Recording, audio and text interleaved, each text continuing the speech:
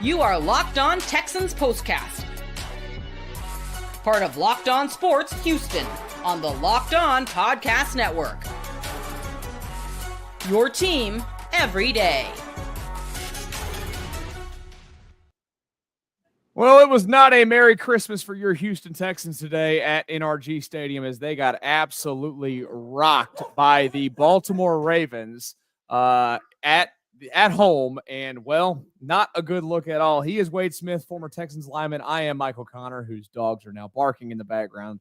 And I hope you can't hear them there because there's a lot going on in the houses that we are both in. There's a lot of action going on right now.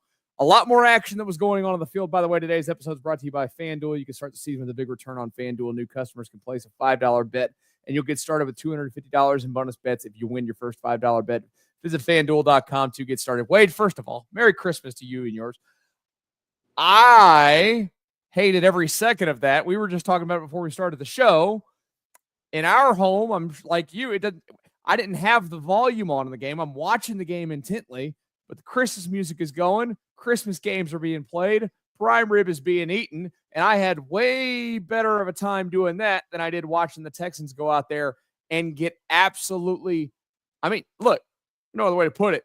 They got owned, destroyed, whatever adjective you want to give. That's what happened today at home. Yeah, it was a terrible day at the office for the Houston Texans. Like you said, I'm at my sister's house at a Christmas party. There's white elephant giving going on, and people are stealing gifts and all this type of stuff, and a lot of fun, festive, Christmassy things going on in the background as I'm watching the game.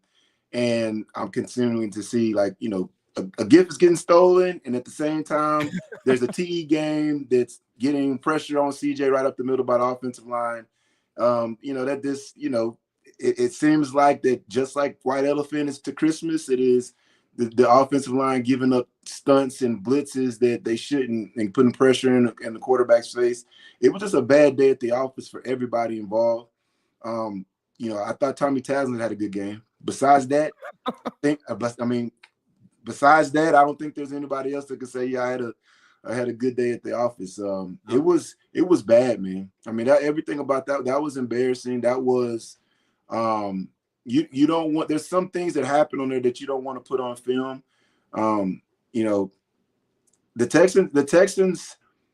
Texans have to take in what happened over the past 11 days and figure out who they're going to be going for the rest of the season. Because if they don't figure it out, the season's going to be over a lot sooner than we all expected it to be over with. The way that they played against the Kansas City Chiefs, they gave themselves a chance. Today, they didn't give themselves a chance against the Ravens at all. It was right off the rip. They ran the ball down their throat on that first drive of the game, made the defense let them know whose house it was. They walked in our trap and took over our trap. That's what they did. It was not anything that you would expect the game, how it would go for the Texans defense, the side of the ball that you kind of lean on to keep you in ball games.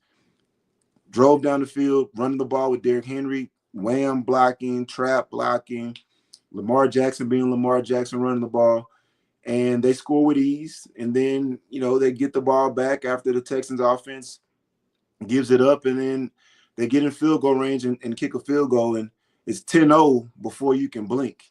And before you can blink, it's 10-0, but then they get the ball back again after the Texans, give the ball up. I'm going to have to punt the ball away. And fortunately, this time the Texans punt the ball down to the 3-yard line. Actually punted to the 6-yard line or whatever it was and got a penalty. So Harbaugh says, they'll punt it again. Oh, we'll punt it again and get it down to the 3. Like I said, Tommy Townsend, he did his job and puts the ball to the 3-yard line. And then the next play, Kamari Lassiter makes a great play, tackles Derrick Henry in the end zone. You get a 2-point safety there. And so now you're getting the ball back with momentum. It's 10-2. You got the ball, and the offense can't do anything with it. The offense can't cash it in, can't get points. You drive the ball all the way down to, I believe it was like the 3-yard line or whatever it was. You get no points. Yep. You get no points. And that was the story of the game for the offense the entire night, the entire day. You score no points. You get shut out offensively by the Baltimore Ravens, and they're good, but they ain't that damn good. They're not that damn good for you to not score a point What you want to know? You want to know something that's really scary about that? You mentioned not scoring a point against Baltimore. They have played 12 offensive quarters against Baltimore now with C.J. Stroud as quarterback. Do you know how many offensive points they have? Touchdowns they have, I should say. Touchdowns? One. 0. None. What was the score of the first game this year? I need to pull up the exact score. But I saw that on Twitter earlier. They have not scored a single touchdown against them with C.J. Stroud at quarterback. Oh, with CJ. Okay. With CJ. Yeah. Man, CJ was off. Yeah. He was off. I mean, there were some throws that were there for him to make. But here's the thing, and I always start with this. First drive of the game, the Baltimore Ravens run a simple nose in game, and they get pressure right up in his face on third down and get a sack. Early in the ball game, before anything gets it going, and I'm sure it goes through CJ's head, it's gonna be one of these type of games again. You're already going into this game worried about what they're going to be doing, blitzing off the edges. We talked about it last week about the exotic blitzes that the Ravens have done historically over the years on third down. They are an exotic blitzing team, and they figure out ways to bring one more guy than you have to block. And then they're also physical enough and talented enough to win one-on-one matchups. So there's going to be guys that are going to get home when you play against the Ravens. But when you're getting beat by some simple stunts like that, I mean, if you're the quarterback, you think it to yourself, everything is happy feet. You know, people were upset with CJ because he overthrows Dalton Schultz on a play out of the backfield, but he got stepped on when he threw the ball. I mean, there's pressure in his face. He's feeling it way too often. A lot of this stuff is controllable. And now this is the result you get. You got a quarterback that is becoming inaccurate as the weeks go on.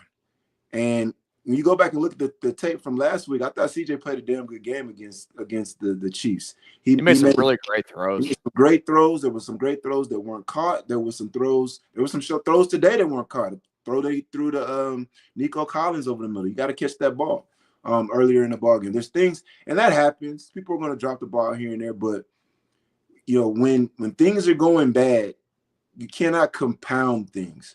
When you're having struggles up front with the offensive line, you can't in pass protection, you can't compound that by not being able to run the ball also. Like, you got to do something effectively to give yourself a chance. You can't not get open and not run your routes full speed and then be upset when the ball is inaccurate. Or if the ball is when you get the ball thrown to you and you drop it. Or, you know, you can't be a quarterback that is wanting your receivers to get open and finish with the catch, but then overthrow them multiple times in the ball game.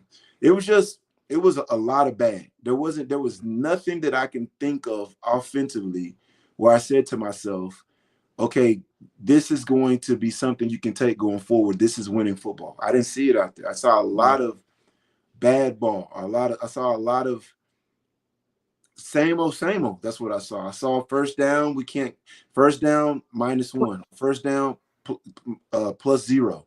Predictable too, right? I mean, very predictable. And it's like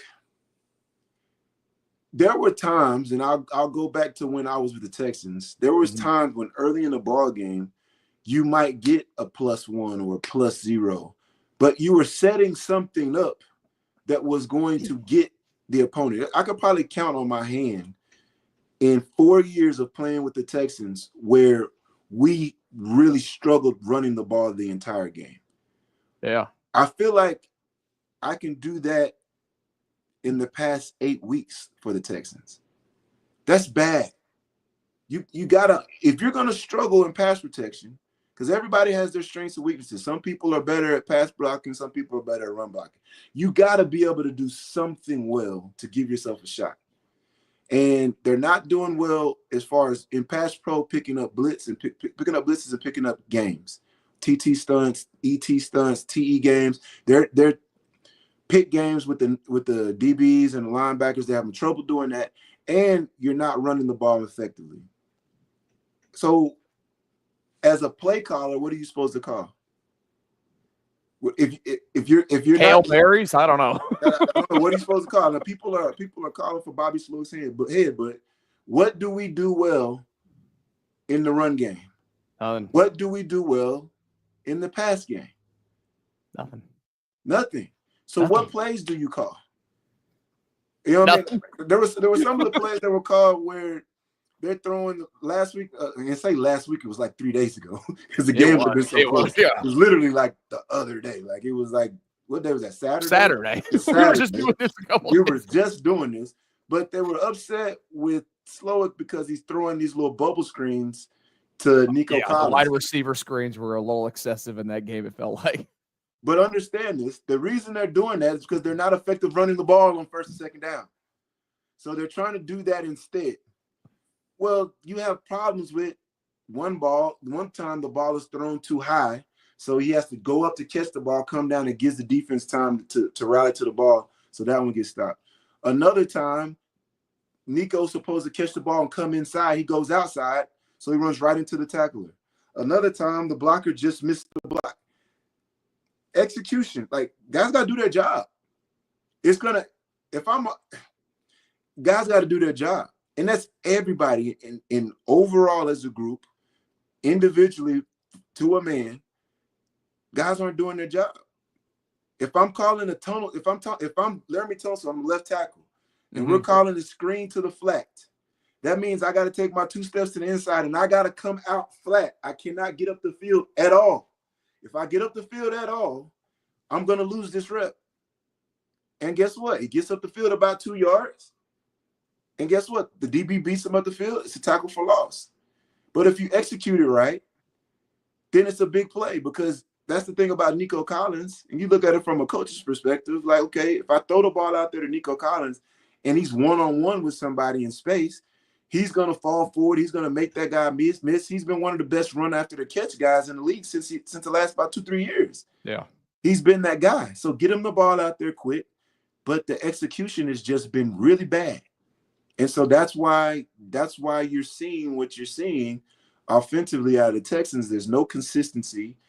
You've got inaccurate passes with the passer that has shown himself to be consistently accurate. Part of that is because he's getting hit while he's thrown. He's getting pressure when he shouldn't get pressure. There's some times that the defense is going to get home. That's part of ball. But you got to eliminate all the times where it's like, hey, let's get on the same level as offensive linemen, as pass protectors, so that we can't get guys running into our hips and picking guys so everybody's getting free. It's happening too much, and you're seeing the results. No points. Defense got run through, and I think this is like a perfect storm of you're coming off of some major injuries. You just played a few days ago. Guys are not even fully recovered from that last game. Guys are playing through stuff. And the Ravens came in here and said, we had the same schedule you had, but guess what? We want to win our division. We're going to come run the ball down your throat. We're going to hit you in the mouth. We do run the ball well. We do have a cheat code at quarterback. Probably going to be the 3-time MVP. Honestly, how does he not win the MVP? Like, I know that there's a lot of talk about Josh Allen and what he's done at times. But watching him today, he only threw the ball 15 times. He didn't need to. I know. And he was that good. He only need he is a literal cheat code, like you mentioned. He needs to win it all so people don't say the things that they say nationally. Right. But he is such a freak at that position. He's stupid. Listen, man, the dude, it's like playing. I don't know if you've ever done this before, but say you're, a senior in high school and you have a younger brother or sister, or a little brother or something like that, and the little brother's playing with their friends, and it's a bunch of 6th and 7th graders out there. And you're a senior in high school, pretty decent athlete. You go out there and you play football with them. You're just running around, making miss and throwing the ball. He looks like a man amongst boys when it comes to. He should have been sacked 4 times in this game, 4 or 5 times. He's just breaking a tackle, making this guy miss, running away from this guy, running from that, and then wait. Oh, someone's finally open now. Touchdown Ravens. And he did that multiple times where he's finding Mark Andrews late in the down, running around for like 7 yards later. Yeah. And he gets, and you can see on that play that Christian Harris is not full speed because he couldn't run and catch him. He tried to turn it on and try to go get him, and you can see him start to pull up. I'm like, he's not full strength to where he can run and actually go get him. He had to pull up. The Texans are dealing with a lot of injuries right now, a lot of nicks, and this is the part of the season when that is. You're late in the year. Guys got to step up. Getting the Z's back is going to be a big deal for the Texans for the remainder of this hopefully run.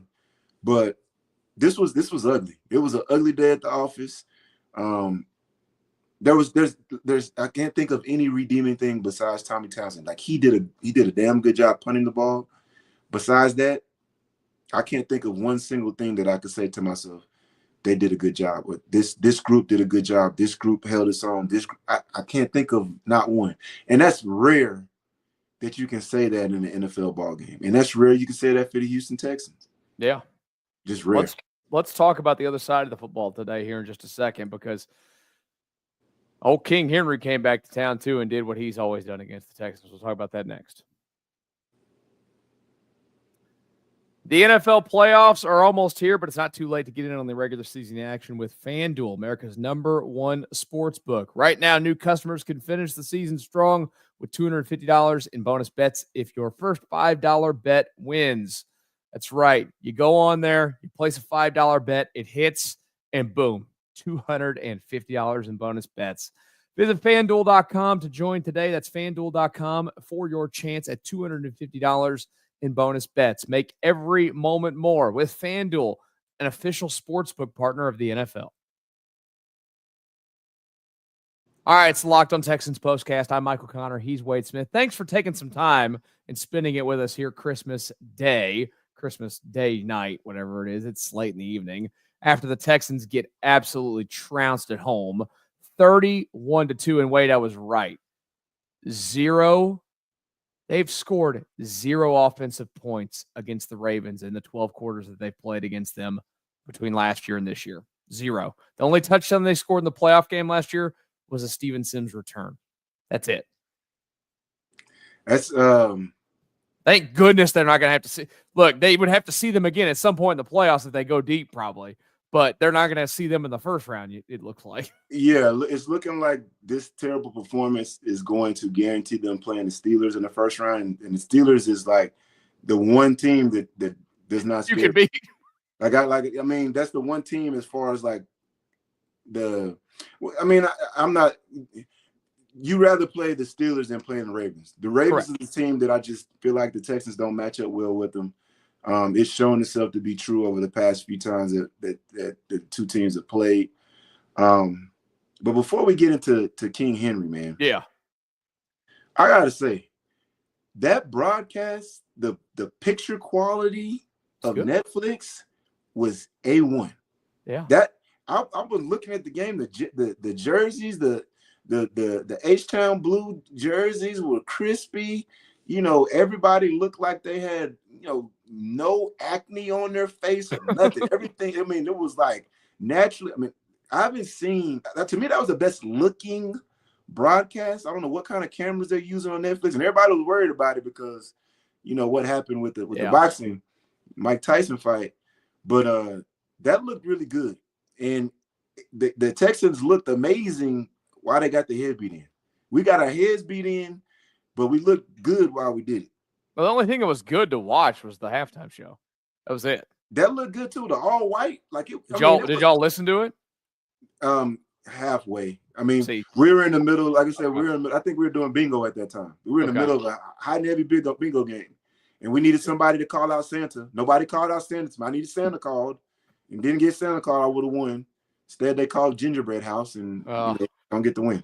So, but yeah, man, we play Loteria. I don't know if you've heard of that. What is that? That's the Spanish version. Oh, bingo? Yeah. Okay. Yeah. Pronounce it again. Loteria. You're gonna ask I'm the white guy in the family to say. If you're playing it, you gotta no excuses. Loteria. Yes. Okay. Yeah. Cool. So, that means bingo. Loteria means bingo. Yeah. Oh, like lottery. Like lottery. Bingo. Yeah. Loteria. Yeah. Okay. Makes sense. Yeah. Okay. So we've been playing the same thing today. But we turned the halftime show on. The halftime. Yeah, it was on. We just it was kind of up, but it wasn't like full blast because, like I said, we were trying to win bingo. Yeah. Well, let's talk about Derrick Henry because Man, there's always an athlete in every city. You know this growing up as a sports fan and then, being an athlete. Like there's always some player that does unbelievably well against a certain team. Right. And I think it's 4 of his 6 best career games are against the Texans. Now, he didn't do that today. Now, the Ravens, they did it as a team. They only, we talked about this the other day. I think you said you weren't expecting them to run the ball like this, obviously. 43 carries as a team for 251. They averaged 5.8 a carry. And Henry went for 147 and averaged 5.4. This is more of the same with that guy. First of all, if you're a Titans fan, you still have to be kicking yourself that you let this guy just walk out of there like he did. And second of all, the Ravens look like geniuses for picking him up. Yeah, man. I mean, when the move was made, you said to yourself, damn, like the Ravens that's already got the best rushing offense in the league over the past few years. Now you're going to add Derrick Henry to the mix. It's going to be hell to stop that. And it's hell to stop it because you still have to deal with Lamar when you're running a zone read between those two guys. Zone out, you're optioning off of, you're going to read the defensive end. And if Lamar carries the ball, he's a terror carrying the ball. And of course, King Henry is a terror running the ball. So you're always going to have favorable numbers in the run game. That's one thing that can stop or slow down a formidable run game is if you can add an extra defender to help stop it. Well, you have to play it honest between those two guys because they're going to not block a guy. So they're going to read that guy. Everybody else is getting blocked up. You can't add the extra guy in the box because if you do, you add another guy to the box. Now he's throwing the ball over your head to Zay Flowers. He's throwing the ball over your head to Andrews, likely, a multitude of guys, Aguilar, whoever he decides to throw it to, with that Bateman, whoever it is. Mm-hmm. He can throw the ball over your head, but then when he's carrying the ball, he's more explosive than any other back that you're seeing in the league, talking about Lamar. And then when you're handing the ball off to Derrick Henry, he's a battering ram that also can take it 90 to the house. And so they're just a scary matchup for any team. And then they got offensive linemen that will get after your ass. Like they will get after you, and they know that's their ticket to making it. The only reason why the Ravens didn't go far in the playoffs last year is because they, for some reason, decided they weren't going to run the ball. Yeah. I don't know what that was all about. That's their thing. They got to figure out as far as that when they get to the playoffs, are they going to be who they were that got them there, or are they going to try to do something different because of whatever reason the coaches come up with that week? If they're themselves, I expect them to play multiple games in the playoffs, 2, 3, 4 games in the playoffs. But what they've shown over the past few years is that they forget who they are when they get to the playoffs. So who knows what'll happen when it happens. But from the Texans perspective, when you're down a guy like Azeez against a team like that, when your offense is giving you nothing against a team like that, you're going to have a long day at the office trying to stop the run. I mean, the Texans, like you said, the first drive of the game, they struggled mightily. They used the Texans' aggression against them, running a lot of traps, whams, things that was because the Texans like to penetrate, get up the field, and cause havoc in the backfield. They used that against them early in the ballgame, which that's a smart thing what teams will do. It will cause the defensive line to try to slow down because they're like, okay, I got burnt doing this way early in the game. Now it causes them to slow down. And then now the offense can dictate whatever they want to do because you got a defense playing hesitant. And, just the linebacking group, the defensive line, overall, it seemed like to me that Derrick Henry was getting 6-7 yards before anybody was able to touch him. That's what drove me. He just wasn't getting touched half the time. Like he wasn't getting touched. And so that means that up front, their offensive line was winning. The defensive line was getting beat. And the linebackers weren't filling gaps properly, or they were getting beat when they were filling gaps. They weren't getting off of blocks. And you have Derrick Henry against DBs. That's a recipe for disaster. And so, you saw that one drive where Will Anderson got back-to-back TFLs against Derrick Henry. One was Derrick Henry, the other one was against Williams. But he got back-to-back TFLs. You could see that it was a possibility the way he was playing it that it was going to come back on later on in the game. And, of course, Lamar Jackson does his own read, pulls it, and he just runs and he keeps running and he keeps running. And he kept going. And that is what they do to teams. They will batter you, but then they also will shake you, and then they will run past you and run by you. They have every combination with the run game, and they haven't needed to destroy people with the pass game. The way they're destroying people in the pass game is just playing playground ball. Like sitting back there, looking around, running around. Lamar runs around, and then like the What's he fact done that to the tune of? Was he throwing like 39 touchdowns and like 4 picks? Listen, they got to get. This is the thing that stops Lamar Jackson. You have to play him in a bad weather environment. If you play him in an environment where it's a indoor facility with no elements, so he can be as fast as he is and as shifty as he is, and there's nothing that's slowing him down. He's not chilly at all. He's not. I mean, he's playing basketball out there. It's like the greatest show on turf. It's the Showtime Lakers out there. That's what they look like. What you've seen from him out of the playoffs over the years is you get them in somewhere where it's cold, it's a little frigid, the ball security is not as good. That's where they have their troubles, and that's because they're not handing the ball off to the running backs and letting them be the batter ram. Now they got Derrick Henry, so they're going to be a tough out in the playoffs. Like I don't know how it's seeded right now. They're going to be a 3 seed. So if they're a 3 seed, that means they can't play the Chiefs until the AFC Championship game. That's good for the Chiefs. Because to me, there's only one team that I really truly believe can beat the Chiefs right now, and that's the Ravens. Because the Ravens do something. They have a cheat code at quarterback. They can run the ball down your throat with multiple backs. They got Williams back, so now they got multiple backs that can run the ball down your throat. And then they got receivers that can make plays. And then they have a defense that can force turnovers. They have the recipe you need, I think, to beat the Chiefs. I don't believe in the Bills' defense.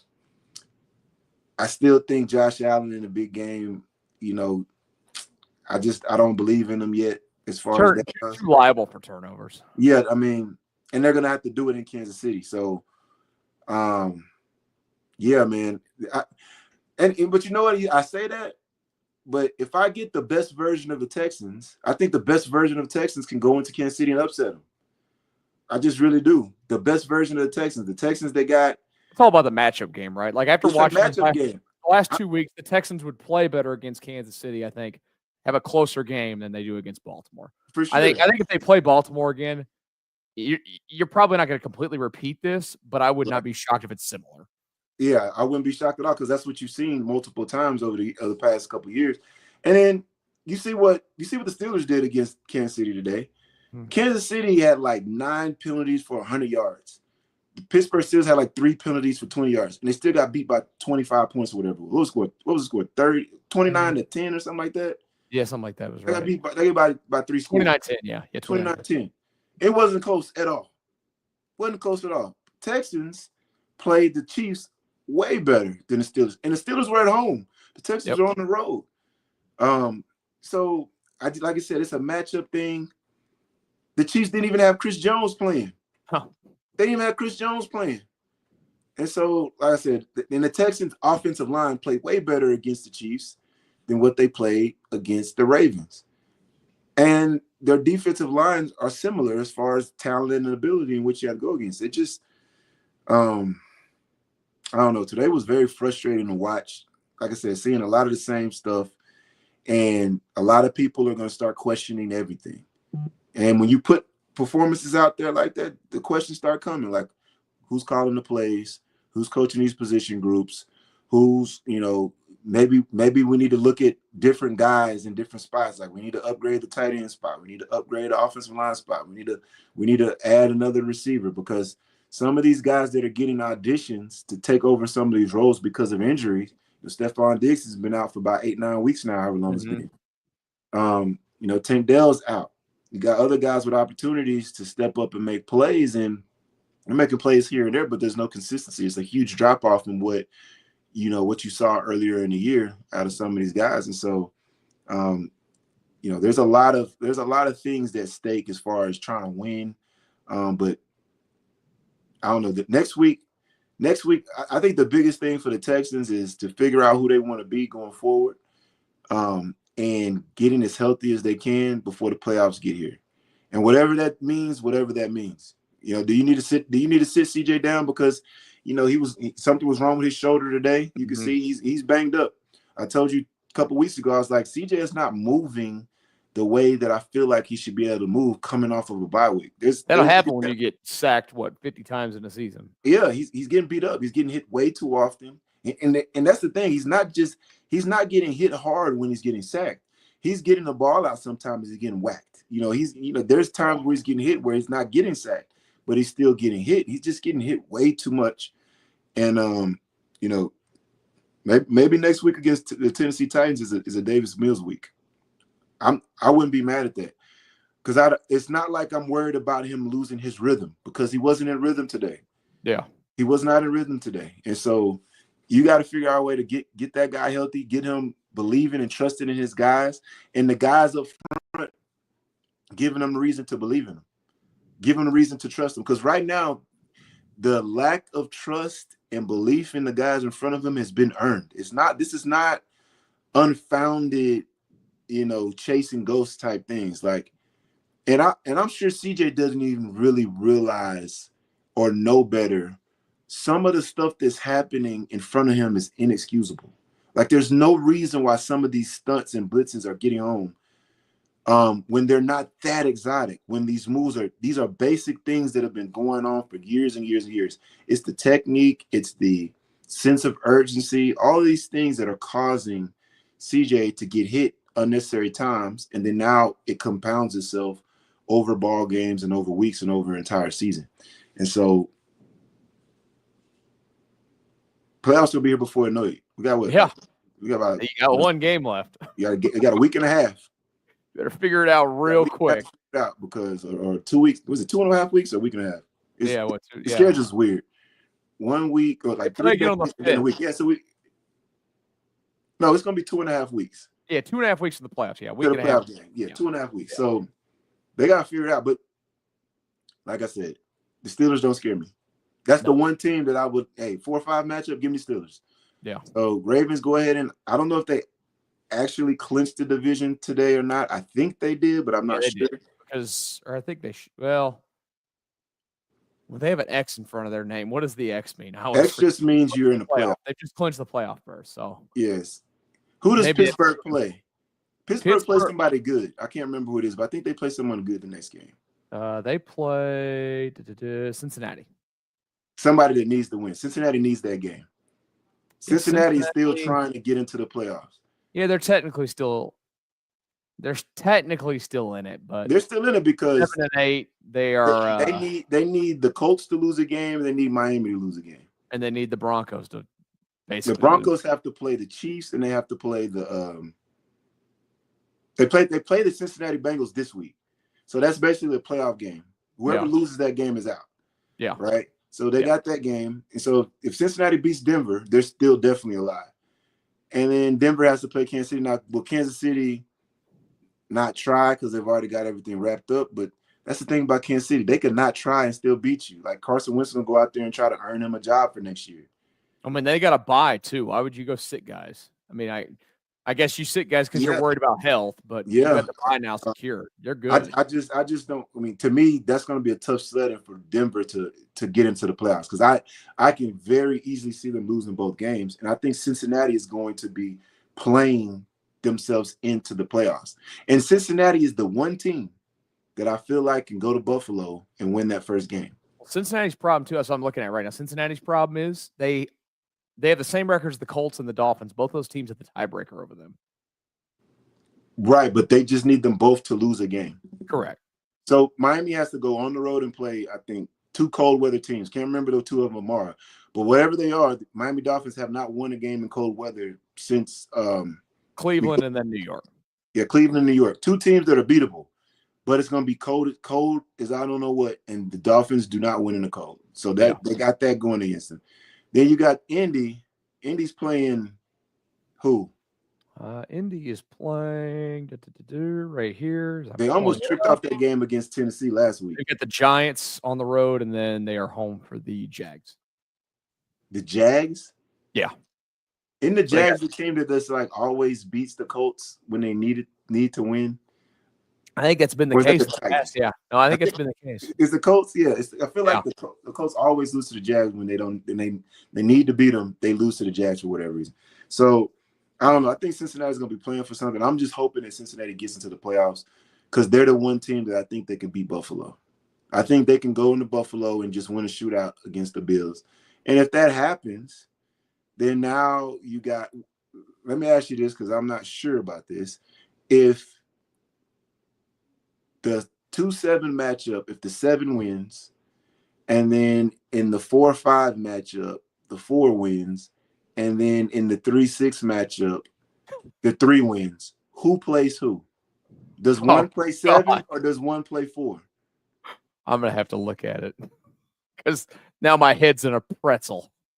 Yeah, that's a whole. They don't reseed it, right? They just. I don't believe. No. It's just whatever side of the bracket you're on.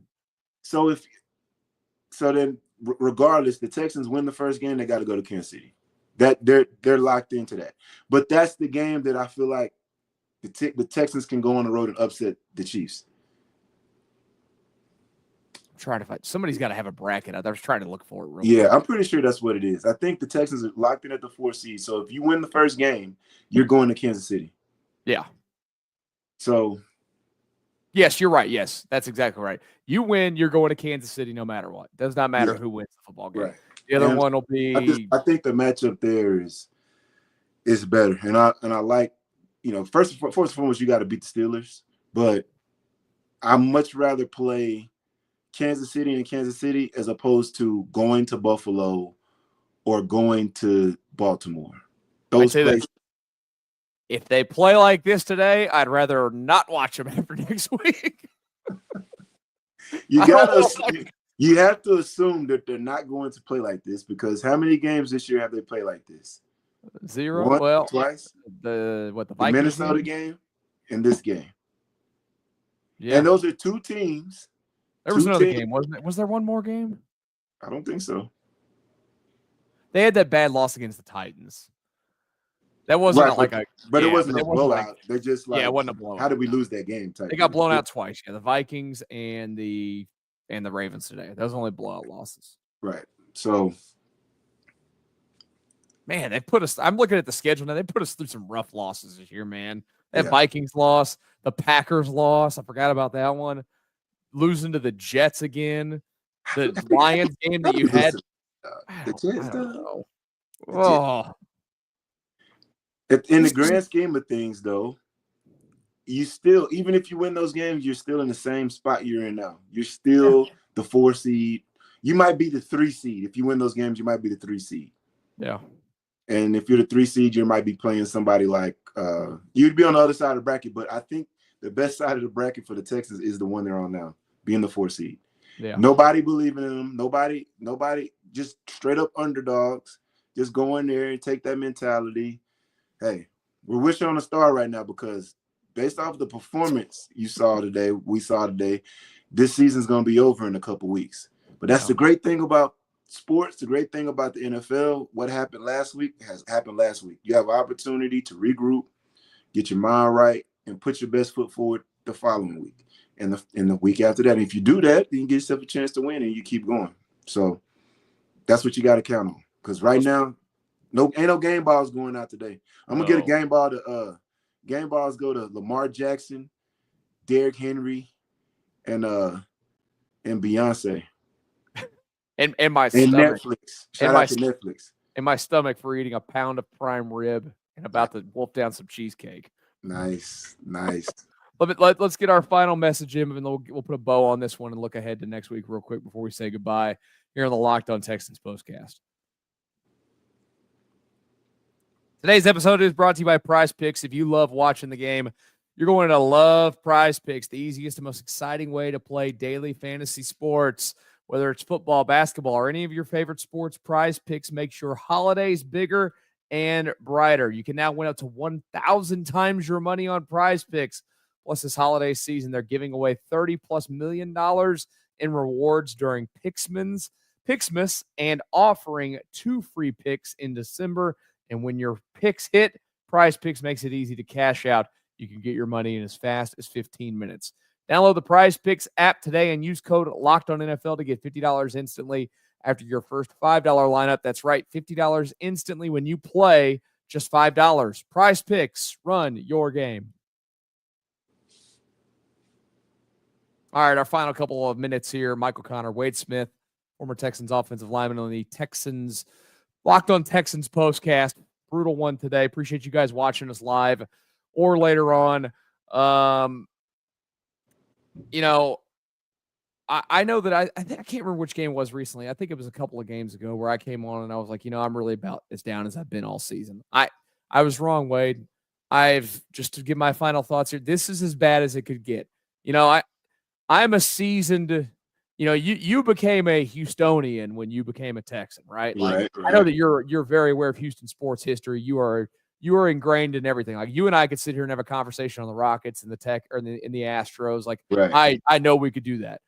But like, my childhood was littered with a lot of failures, and it never feels like it can get worse than the previous failure. But in this season, we're coming in, and look, I know that injuries happen and all these things happen, and it's never going to be exactly what you expect. That is the life of football. Yeah, it's how it's always going to be. This is a new low. I mean, because today was supposed to be a day of joy, right? We don't get NFL football on Christmas. This doesn't happen. And we got it. I mean, it's happened when it's on the weekend, but like middle of the week, we don't have games like this. I'm a big fan of it. I love the NBA. I'd watch the NFL over the NBA all day long. And I was so excited because we got the Texans on the schedule today. Yeah. And they just didn't do it. They didn't show up, basically. And I'm really disappointed. You talked about what team they're going to be, what they're going to decide what they want to be. I am very, very concerned watching the way that they played today, that it's going to be a team that knows that the writing is on the wall. And I don't think that D'Amico Ryans is going to coach that way or let that happen necessarily. He's going to do everything that he can to keep that from happening. But part of me is worried that they're going to play that way the rest of the way. Yeah. I would be surprised if they play that way the rest of the way. I think what you saw today was more of a combination of playing a damn good opponent, coming off of some serious injuries that I think the team hasn't moved past yet and figured out how they're going to function past yet, and playing against a hell of an opponent. Like I said, you're playing against the MVP. There were some things he did out there that no other player in the league can do. That's why he's going to be probably the third-time MVP, because he can do things that other guys can't do. And you have a running back that has been, one of the best running backs in the league since he's been in the league, and he's been a perennial, 1,600, 1,700, 1,800-yard rusher over the past, I don't know how many years. And they're on the same team now. For some reason, the other teams in the league thought it was a good idea to let that happen.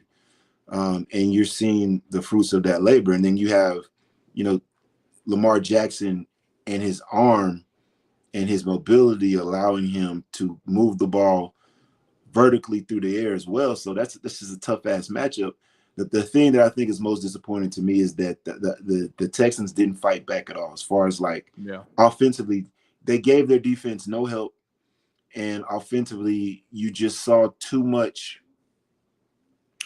many overthrows, too many guys not finishing their routes, too many drops, too many one-on-one matchups getting lost at the point of attack, run game, blocking wise, pass game, blocking wise.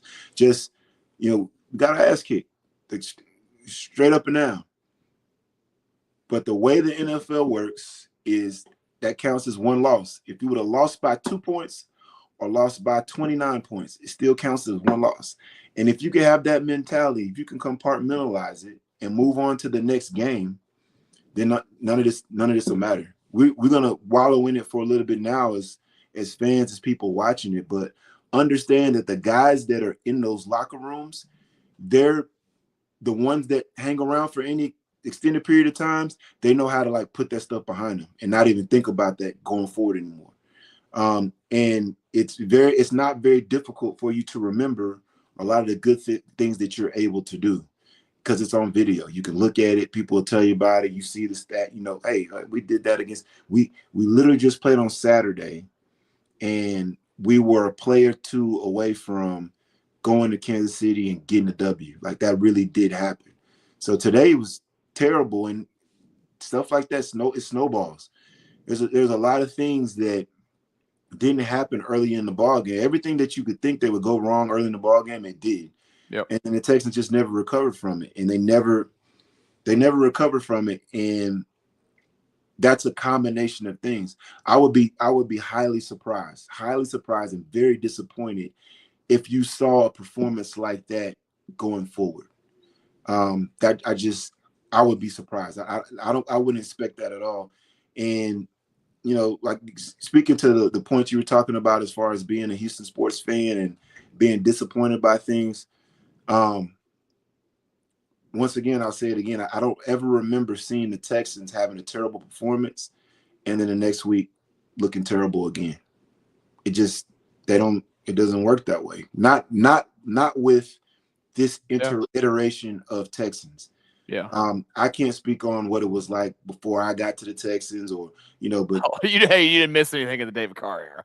I mean, but back then you just won a good football. But it was just having football. It was like, hey, you got football. Yeah, the biggest thing is that it's about the expectation. That's why you feel so low now, because you had an expectation so high going into the season and so high going after a certain amount of weeks.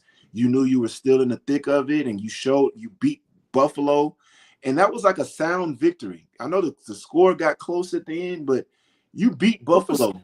And you made Allen look terrible. He looked awful in the game. Before last week, that was easily his worst game. I think it was the worst game of his NFL career. It was terrible. And the defense forced that stuff to happen. So it wasn't just like Josh Allen just had a bad game. Like, the Texans forced him into a lot of those issues he had. So there's still a lot of those guys on this team that can do those things. But I think Azeez coming back is going to help tremendously for the defense. I think them figuring out what they're going to do. Like I said, the Ravens is just a bad matchup for the Texans. They're short on linebackers right now against a team that runs the ball down your throat. A team that is going to be a 3-wide receiver where you can put Kamari Lassiter in at the nickel back and Okudah outside and Stingley on the outside, and they're not running what the Ravens run. I just think the defense for the Texans is going to look that much better. They're going to look like the Texans defense all year long. I fully expect that. The thing that I'm concerned about is what are we going to get out of the offense? Like, what are we going to get out of the offense? And I don't think anything that happens this week against the Titans is going to give you a hint of what's coming and what's going to happen in the first week of the playoffs, in the second week of the playoffs, and that stuff. What I would need to get that confidence, I can't get from just looking. I need to like I would need to listen to what is being told to these guys. Mm-hmm.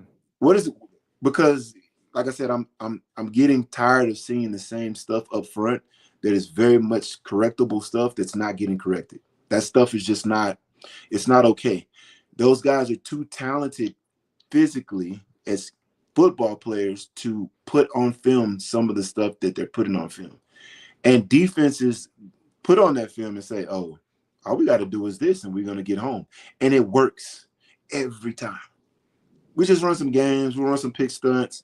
We'll get home. We're going to bring one extra guy off of these tight formations. To me, that's the one thing that I think Bobby Slowick is really hurting the Texans with, as far as especially in third down situations where they're in these tight formations, where they can bring guys off the edge, where they look like they're actually covering receivers, but they're coming off the edge. He's making it easier. He's making those guys to where they don't have to declare earlier just based off of alignment and formation. He's making it harder on himself than he needs to. Spread the guys out and let CJ work. Get the ball out quick and let him work. And so we'll see. We'll see. Do I have confidence in it happening? I've seen it go wrong too many times for me to have confidence in it happen. I have confidence in the defense playing ball. I've seen the defense consistently play at a high level all year long. They've had one-offs here or there, but I've seen them play at a high level, and they embody what DeMeco is and stands for as far as the swarm mentality. All that. They have that going for them. So today was a rough day at the office, but I fully expect them to dominate the Titans next week.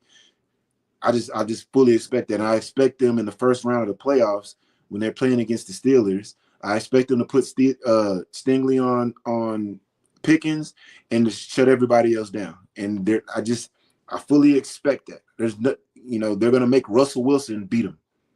Good luck with that, Pittsburgh. I just don't see that. So that now you're going into Kansas City, and it's like, all right, what are we going to get out of the offense? Because we're going to do some good things against the Chiefs, our defense against their offense. But we're not going to be able to shut them down for an entire ball game. We have to hold up our end of the bargain offensively so we can give ourselves a chance to pull the upset. That's the part that I don't have confidence in right now. And so they're going to have to figure that out. The good thing about it is we don't play downs. You don't play downs. I don't play downs. Sure don't. They do. And they can control what happens. Every last one of them can control what happens. They can control their own destiny. So once you're in the tournament and they're in, you have opportunity to control your destiny. What do you want to be? How do you want to remember? How do you want to go out? Are you going to go out on your shield? Are you going to go out, holding the trophy? Or are you going to go out with a performance like you saw today? Because when you go out with a performance like you saw today, then a lot of people are gone and you'll never see them again. That's just how it works in this league. They're gonna get rich. They'll get rid of your ass. Yeah. Like you can't go out there and lay an egg in the playoffs and think that you're gonna come back. There's a lot of people that'll be gone. So we'll see. Even sometimes when you lose a close one, they'll get rid of your ass. That's just the league. So we'll see what happens. I'm hopeful. I have hope. I don't have expectations offensively right now. I need to see them to do things. I need them to see them do things differently. And I haven't seen it. I haven't seen the execution side. Like I said, I think they maybe were still shell shocked from losing Tank and guys not stepping up. But all of those outside things to me don't necessarily matter. When I say outside things like skill position players, that don't matter. What matters is what's going on up front. Because if you get that part right, then everything else can work itself out. I'm not seeing it up front. I'm seeing them get beat by the same things over and over again. They just dress it up, make it a little bit different in defensive, but it's the same stuff. Put the lipstick on the pig sometimes. It just it's very disappointing to see. That's the best way I can put it. It's very disappointing to see what's going on up front for the Texans. And I could understand if you just had a bunch of bad football players up there, but you don't. They don't. You don't have a bunch of bad football. And people will be like, "Oh, they suck." Nah, I don't think it's necessarily that. I think they don't understand what they're doing. I think they're not in sync with the running backs tracks in the run game and the blocking tracks. They should marry up. They should look exactly the same. You should be able to look at the all 22 tape and be able to know what the plays are and what they're trying to do based off of the track of the running back and the track of the offensive line. And I have a hard time figuring it out when I'm watching it, and it pisses me off because I know this is how it's supposed to be done, and it's not being done that way. And it's not being coached that way because you wouldn't see it consistently look trash like that the entire year. So you see too many times Joe Mixon making big plays, cut out the back door, not where it's designed to go. Him just making a play. Playing street ball. There was a time when they played against what was that game where they ran the 5 plays in a row? Run game. Who was that against? Is that Jacksonville or Tennessee? One of them. It's one of those games where they beat Jacksonville. That was what it's supposed to look. Go back and look at that tape and look at the run game and look at how they were blocking those plays. That's what it's supposed to look like. If you show me that you can do that, you have the ability to do that. Let's tap into that and do that consistently instead of doing the other things that you've shown me consistently that you can do as well. Until that part gets fixed, none of the other stuff matters, in my opinion. Because you can't, CJ Stroud is not he's not Pat Mahomes. He's not him. Lamar Jackson out there. He's not Lamar Jackson. He's not Pat Mahomes. And those guys the guys in front of them are doing a better job than the guys that we have. Even though I don't necessarily think those lines are more talented than the line that we have. But we'll see. We'll see. We're going to here to talk about it. We are. We will be here. We'll be here for the next game on the 5th against the Titans, Wade's favorite team in the history of time. We hope that I can't believe we lost to the Titans last time. I'm still mad about that. Got to get paid back. Got to get paid back for that one. But we'll be here for that, and of course, we'll be here for when the playoffs get started as well. We appreciate all of you. There's been a lot of you watching tonight, tuning in on Christmas. We really do appreciate that. Make sure you hit the subscribe button. Come back and join us again. This channel will be back live tomorrow night, I believe. I have a Rockets game. I got to check the schedule on that one. But don't forget to join me for that. For Wade Smith, I'm Michael Conner. We appreciate you guys. Have a great rest of your Christmas. We'll talk to you on the next Locked On Texans.